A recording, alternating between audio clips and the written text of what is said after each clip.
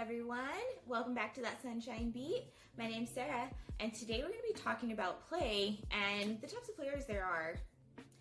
When I'm talking about play, I'm talking about the state of mind. Play is more than just an activity or a hobby.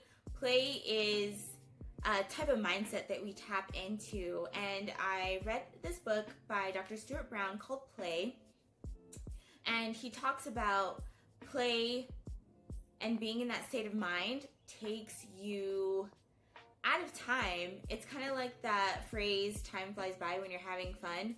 This totally applies to play. And if you've ever noticed, you sat down and you're painting or drawing or playing a video game, and then you look at the clock and hours have passed. That's a manipulation of time, and play is definitely one of those tools that you can use to dig deeper into that. Along with being out of time, play also takes you out of your ego. I know when I'm painting, I'm sitting down and I am 100% focused on the painting that I'm working on, the blending, the lines, the colors.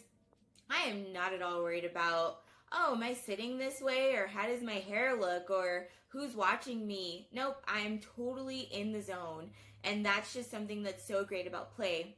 Another thing that play does is it gives our minds a chance to filter through any kind of craziness that we may be experiencing in our daily life.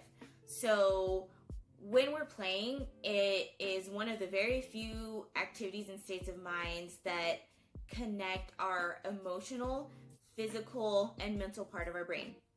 And so when you're playing, you definitely give your brain that chance to filter it out, because I know for me, when I'm super stressed or super anxious about something, I love to just sit there and think about it. But it actually works to your benefit to stop and let your brain kind of reconnect with your body, so that when you're done playing, you can either figure out a solution that's true to you, or you could realize that whatever you were worried about wasn't even that big of an issue to begin with. There are different types of play personalities. Let's dig into those. The first one is a joker. Joker is someone who loves making silly sounds, silly faces, definitely an impersonator. It reminds me of slapstick comedy. The next group of players is kinesthetic. These people love to move around, so yoga, dance, basketball, soccer, all of these activities are definitely of the kinesthetic play type. The next is explorer. These people find play and joy through research and discovery. They love exploring new places, but also new feelings and experiences. The next one after that is a director. These type of players love planning and putting things together.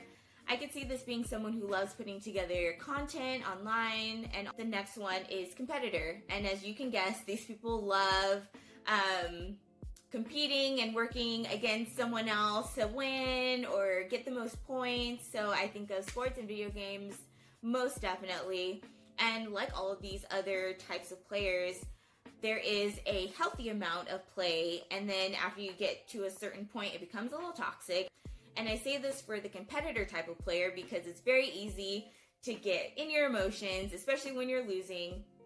So let's keep that in mind. Too much of a good thing can be bad. The next type of player is a collector, and people find their joy in collecting objects and also experiences. I think of photographers because you kind of collect the photos but also capture and collect experiences at the same time. The next type of player is a storyteller, and these people are like novelists, and they love writing and telling stories, and they just bring an experience to life.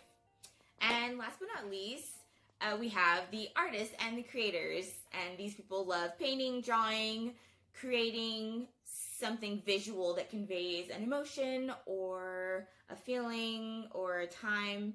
And also, as a creator, these also include people who love tinkering and I think of refurbishing furniture. And so another type of play that wasn't in this book, but in another book I read by Kyra Gaunt, The Games That Black Girls Play, she talks about the importance of rhythmic play in Black youth. I think of hand clap games, double dutch. I was not a double dutcher, but I was always jealous because it looked so cool.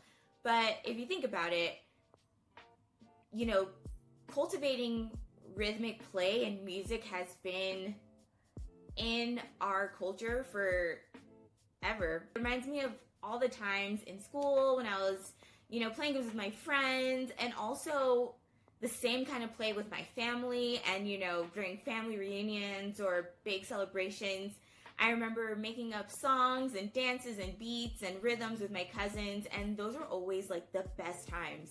It just makes me think back to slavery and what our ancestors gone through, and how music played such an important part in their lives to get them through the crazy, oppressive, and traumatic experience, and also how it can help us as a people get through the crazy times that we're going through now, especially in quarantine.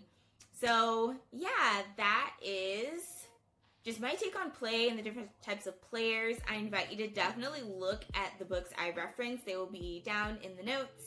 And of course, like, subscribe, comment, share, spread the word. Thank you. Stay curious.